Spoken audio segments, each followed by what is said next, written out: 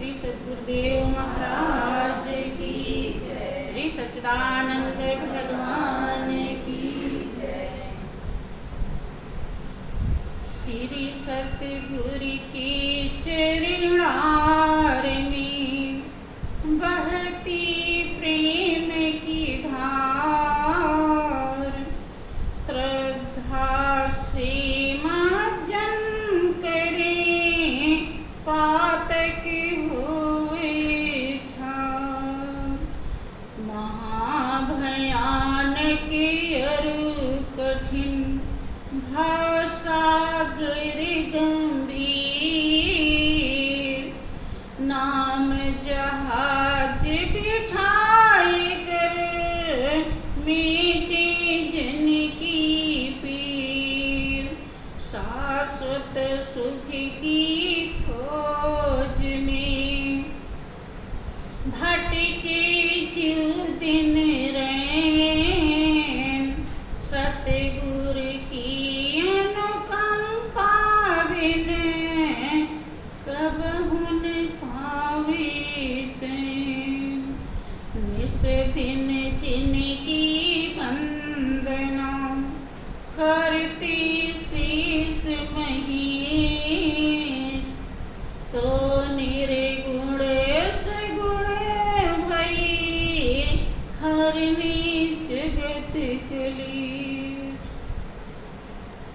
परम पुरुष गुरुदेव जी शाश्वत शांति निधान, बार बार दंडवत करूं सकल सुखों की खान। बोलिए प्रेम से श्री सद्गुरुदेव महाराज की, श्री सच्चिदानंद भगवान की जय। प्रिय बंधु, परम पिता परमेश्वर की असीम दया दृष्टि से हम बहनों को सत्संग का महापावन अवसर मिला हुआ है। देखिए, यही एक ऐसा जरिया है जो जीवन की सच्चाई को दर्शाता है। आज तक जिस किसी ने जीवन की वास्तविकता को, जीवन की कीमत को, जीवन की पूंजी को हासिल किया है, तो एक ही रास्ता है।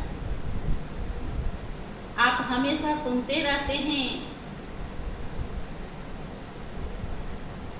कि मत कीरत गति भूति भलाई, और जग जही जतन जहाँ जो पाए। सब जानव सत्संग प्रभाव, और लोगहु वेद नयान उपाय। तुलसीदास जी जो अपने समय के बहुत अच्छे कवि, विद्वान, संत रह चुके हैं, उन्होंने अपनी बीती हुई, जानी हुई, अनुभव की हुई सच्चाई को दर्शाया है कि सद्गति, सद्बुद्धि, चूंकि सुमति और कुमति में बहुत बड़ा अंतर होता है। आप हमेशा सुनते हैं, शास्त्र में ये भी लिखा है, विभीषण ने रावण को समझाते हुए स्पष्ट किया है कि सुमति कुमति सबके उरे रहाही, नाथ पुराण संत यश गाई। जहाँ सुमति तहाँ संपत्ति नाना, और जहाँ कुमति तहाँ विपत्ति निधान।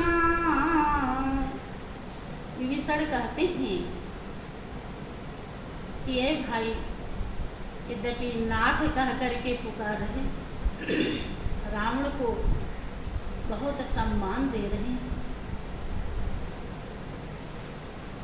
कि सुमति और कुमति दोनों सभी के अंदर रहते हैं। हर चीजें दो हैं और दोनों सबके अंदर मौजूद रहती है,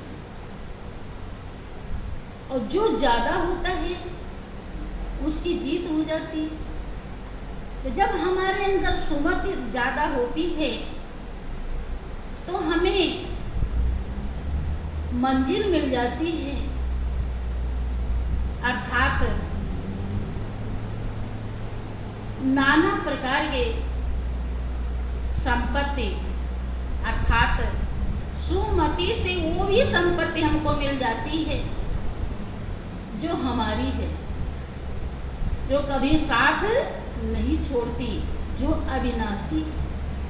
एक संपत्ति माने धन होता है, एक धन तो दुनिया में है जानते हैं, लेकिन एक धन जो सतगुरु के चरणों से मिलता है, जो भक्ति करके मिलता है, भक्ति की कमाई करके मिलता है, प्रभु से प्रेम लगा के मिलता है, वो धन भी सुमति से प्राप्त हो जाता है। और वो धन मिल गया तो हमारी प्यास बुझ जाती है। लोगों का ख्याल होता है कि धन मिलेगा तो हम संतुष्ट हो जाएंगे, लेकिन आप देखते होंगे कि जितने धनवान हैं दुनिया में वो और ज्यादा बेचैन। कभी कोई काम बढ़ा रहे, कभी कोई काम शुरू कर रहे, कभी कोई धंधा खोल रहे, कभी कुछ कर रहे। उन्हें शांति से बैठने के लिए भी फुर्सत नहीं मिलता। लेकिन जो अविनाशी धन है, संपत्ति है, जिसके लिए हमारी आत्मा प्यासी है, वो सुमति भी हमारे अंदर है। अगर वो जागरूक हो जाए, विभीषण भी एक संत हैं, वो रावण को समझा रहे हैं कि वो मति अर्थात भगवान राम से प्रेम कर लीजिए, सुमति प्रकट कर लीजिए, क्योंकि सीता को हर के लाए हैं। ये तो कुमति है, ये सुमति नहीं। भगवान से अगर परमात्मा से प्रेम हो जाए, लगन लग जाए, तो इसे कहते हैं सुमति। और उससे हमें अविनाशी मालिक मिल जाता है, अविनाशी धन मिल जाता है, जीवन की सच्चाई मिल जाती है, और हम निर्दोष, निर्लिप्त, निर्विकार, निष्पाप बनने लगते हैं, और जो हमारी आत्मा को संतुष्ट करने में बहुत बड़ा सहायक। इसीलिए तुलसीदास जी कहते हैं कि मत कीरत गति भूति भलाई, और जब जय जतन जहाँ जय पाई, सो जानव सत्संग प्रभाव, और लोक वेद नारायण। कह रहे हैं कि आए दुनिया वालों, भक्ति दो तरह से लोग करते हैं। आप सुनते रहते हैं कि लोक रीत के अनुसार और वेद रीत के अनुसार। कह रहे हैं कि न लोक में न वेद में ही जो सद्बुद्धि, सदगति, ऐश्वर्य, बड़ाई, भलाई जिस किसी को कभी भी कहीं भी मिला है तो सत्संग से मिला है। लोक वेद दोनों में, इसके अलावा कोई उपाय नहीं। सत्संग में ही वो उपाय है। लेकिन बहनों, जिन पदों को हम सुनते हैं, जिन पदों को हम गाते हैं, क्या वैसा बनने की कोशिश करते हैं? क्या वैसा हम हो रहे हैं? इस पर हमको ध्यान देना चाहिए। सत्संग यही कराता है, सत्संग वहीं पहुंचाता है। आप अभी भजन सुन रहे थे कि पायो जी मैंने राम रतन धन पायो, वस्तु अमोलक दई मेरे सतगुर कृपा करी अपना। ये कौन कह रही? मीरा। क्योंकि उन्हें पहचान हो गई, जैसे हीरे की परख जौहरी करता है, ऐसे जीवन की सच्चाई की परख प्रभु का भक्त करता है, प्रभु का प्रेमी करता है, नाम का प्रेमी नहीं। वास्तव में जो प्रेमी होता है,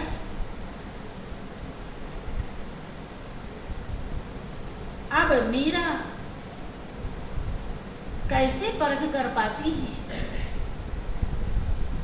उनका संस्कार, उनका कर्म, उनका भाव राम रतन प्राप्त कराने तक पहुंचाता है। आप सुनते हैं कि जब मीरा छोटी थी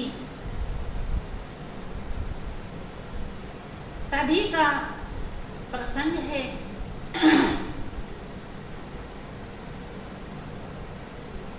जब उनकी माँ उनके बाल को बना रही थी, बांध रही थी, सजा रही थी, तो गांव से बाजों की आवाज आने लगी। तो मीरा पूछती है कि माँ, ये गाजे बाजे कैसे बज रहे हैं? कहाँ से आवाज आ रही है? तो वो कहती हैं कि बेटी, गांव में बारात आई है। कि बारात क्या होती है माँ? कि बारात में दूल्हा आता है। कि दूल्हा क्या होता है माँ? कि दूल्हा भरतार होता है, भरण पोषण करने वाला। तो कहती है कि माँ, तो मेरा दूल्हा कहाँ है? जब मैं हूं तो मेरा भी भरण पोषण करने वाला होना चाहिए। तो उनकी माँ कहती है, हंस पड़ी और इशारे से, संकेत से कृष्ण की मूर्ति के तरफ इशारा कर देती कि तेरा दूल्हा ये। माँ भी कितनी अच्छी संस्कारी थी। क्या किसी की माँ ऐसी कहती है? भूल कर भी, क्योंकि संस्कार ही ऐसे नहीं है, कर्म कमाई नहीं है। कहे कबीर यह कल है खोटी, और जो भरुआ सो निक से टोटी। जो हमारे अंदर होता है वही निकलता है। जब ऐसे इशारा करती हैं तो मीरा पक्का एकदम प्रगाढ़ तुरंत समझ लेती हैं 100% यही मेरा दूल्हा है। जरा से उन्हें हिचक नहीं है, क्योंकि बच्ची हैं, अभी छल कपट सीखा नहीं। क्योंकि मालिक को प्राप्त करने के लिए बच्चे जैसा जीवन होना चाहिए। यद्यपि ऐसा थोड़ा सा हमारा भी अनुभव है। हम एकदम बच्चे तो नहीं थे, बड़े थे। लगभग 15-16 वर्ष की उम्र रही होगी। एक समय का जिक्र है कि हमारे पिताजी जो थे और ताऊ जी दोनों लड़ जाते हैं, और मैं घर पर मौजूद थी, माता तेरी नहीं थी। हमारे ताऊ जी लंबे कद के थे और पिताजी थोड़े छोटे कद के थे। तो वो उनको ऐसे अपने बाहों में बांध लेते हैं और पटकने के लिए उनको कोशिश करने लगती। मैं देख रही हूँ खड़े होकर के, मुझे हंसी आ रही है कि ये क्या, ये दोनों क्या कर रहे हैं। मुझे लग रहा कि ये खिलवाड़ कर रहे हैं। मुझे ये नहीं समझ में आ रहा कि ताऊ जी अगर हमारे पिताजी को पटक दिए, मारने लगेंगी तो क्या होगा। इस बात का मुझे जरा सा भी होश, यद्यपि वो गिरा नहीं पाए, नोचा चोथा उन्होंने बहुत, काट कोट लिया, लेकिन गिरा नहीं था। मैं एक भाव आ गया वो बता रही हूँ। तो जब हमारी माता ने सुना, माँ ने सुना कि तू तो अच्छी बेटी है, तो खड़े खड़े मरवा देगी, तो हंस रही थी। और वो ताऊ जी जाकर के जब ताई से बताते हैं कि वो वहीं पर थी, लेकिन वो कुछ बोली, खड़ी देखती रही, तब वो भूरी भूरी प्रशंसा करने लगी। यद्यपि लड़ाई उन्हें पसंद नहीं थी, लेकिन वो मेरे स्वभाव को अच्छा बताने जो उन्हें समझ में, माँ ने तो डांटा थी, लेकिन वो उसी दिन से समझ गए कि ये कैसे स्वभाव है। कहने का अर्थ ये है कि बच्चे का जो हृदय होता है, बड़े को भी बच्चे जैसा बनना पड़ता है, छल कपट छोड़ना पड़ता है। क्योंकि आप सुनते हैं कि निर्मल मन जन सोई मोहि पावा, मोहि कपट छल छिद्र न भावा। भगवान को निर्मल मन ही भाता है, और किसी को भी निर्मल मन ही भाता है। ये तो आपका भी स्वभाव है। आपके प्रति जो छल नहीं करता, आप का हृदय उसके लिए दया से भर जाता है। आप उसे गोपनीय से गोपनीय भेद को भी बता देते हैं, और आप चाहते हैं कि किस तरह से इसका भला हो, उसके जीवन को सजा देखना चाहते हैं। आत्मा सो परमात्मा। जैसे आपके भाव हैं वैसे मालिक के भी निर्मल मन ही मालिक को पसंद है। और निर्मल कराने के लिए ही सद्गुरु इस धरती पर हमेशा प्रयासरत रहते हैं। बहनों, जितने भी वो उपाय बताते हैं आपको निर्मल करने के लिए, आपको मालिक के लायक आप बन जाएं, मालिक परमात्मा आपको पसंद कर ले, उसके योग्य बन जाएं। जैसे माता पिता अपने बच्चे को, अपनी लड़की को सुंदर बनाना चाहते कि ताकि ये अपने ससुराल जाए तो कोई इसके अंदर खोट ना निकाल सके। हर तरह से ध्यान देते हैं कि इसकी पढ़ाई में कमी ना हो, इसके कला कौशल में कमी ना हो, इसके चेहरे की सुंदरता में कमी ना हो, ताकि इसका पति इसको भरपूर पसंद। इससे भी ज्यादा निस्वार्थ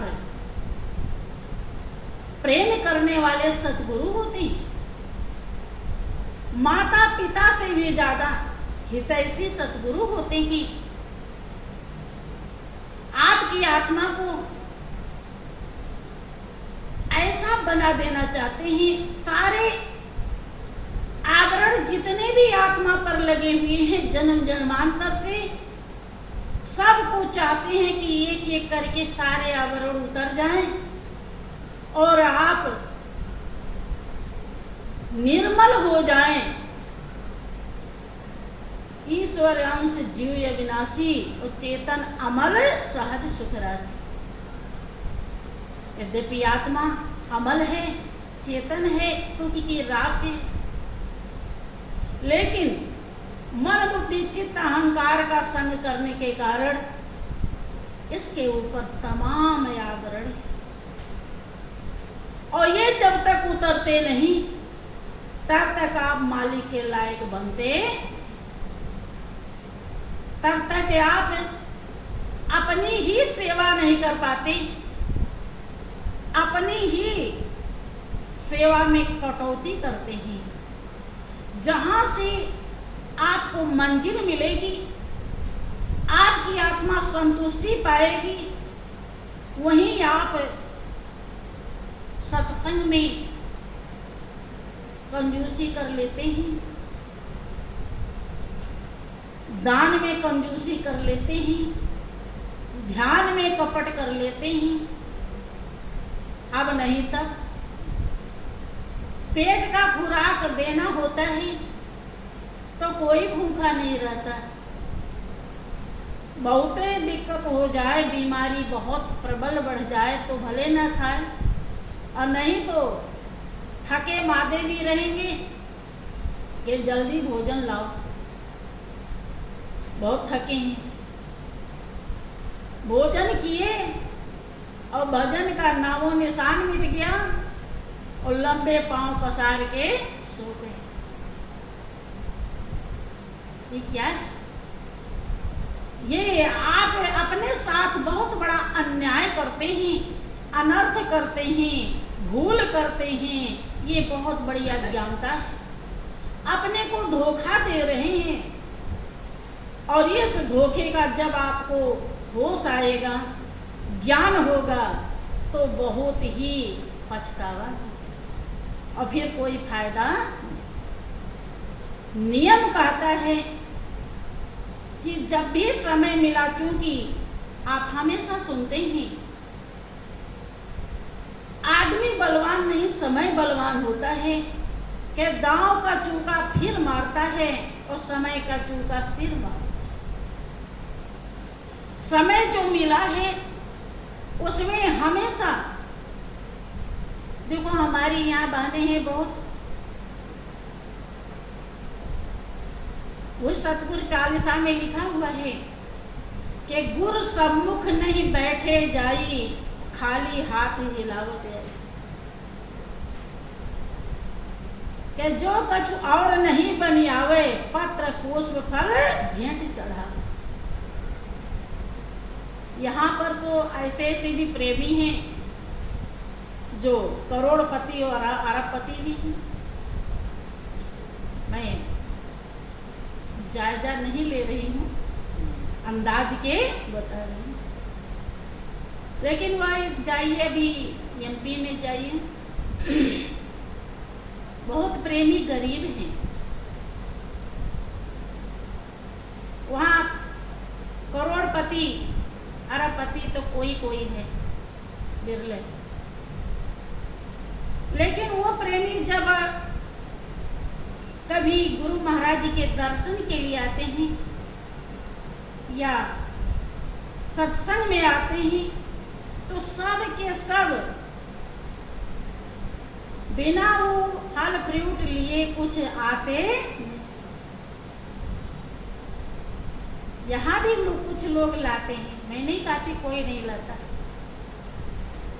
लेकिन कुछ लोग लाते हैं। अगर आपके मन में आ जाए कि हमको लेकर है, ये क्या है, ये सतगुरु चालीसा में पढ़ा नहीं है, पढ़ा है कि नहीं? यहाँ तो पाठ कराया जाता था। वहाँ क्या हुआ कि एक दिन वो पुष्पा बहन जी हमारे साथ थी, किसी प्रेमी के घर भोजन था।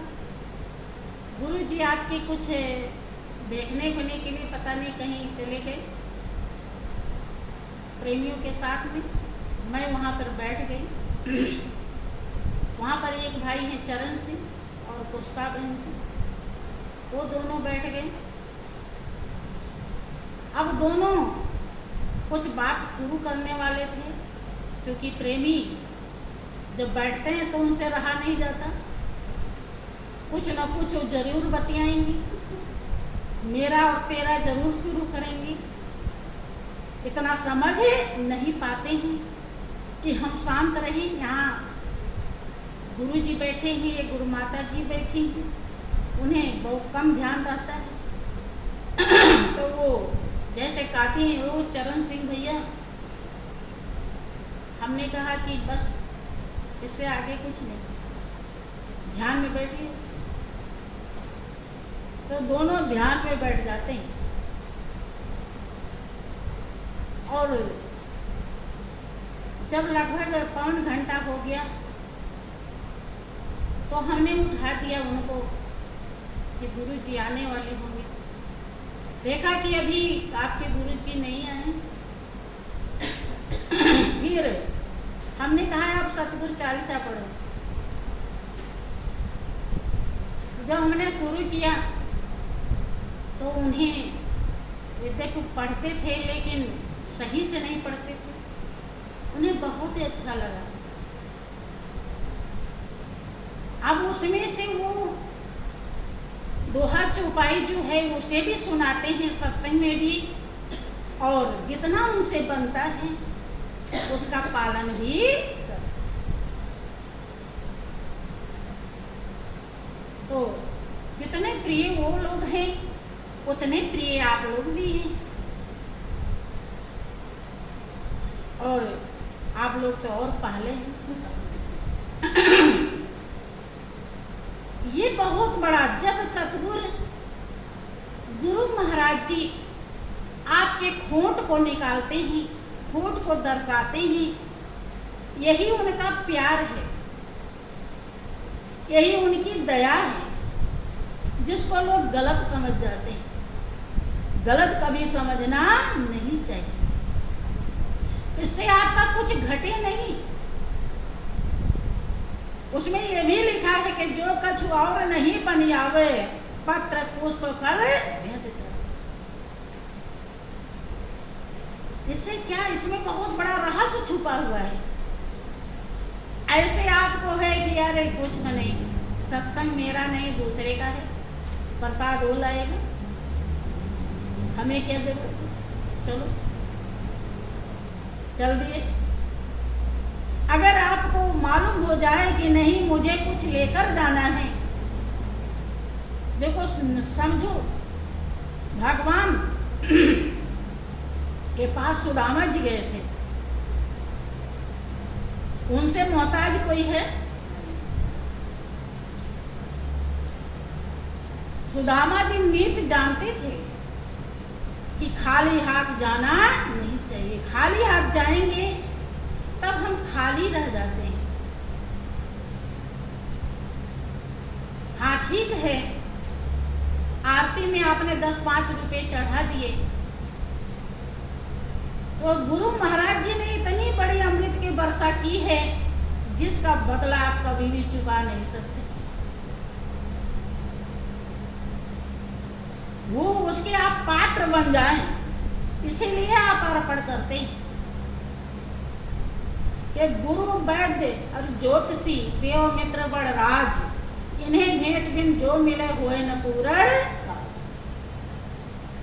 इनको भेंट बिना धरे अगर कोई भी मिलता है तो उसके कार्य पूरे नहीं होते, अर्थात लाभ से वो वंचित रह जाता है।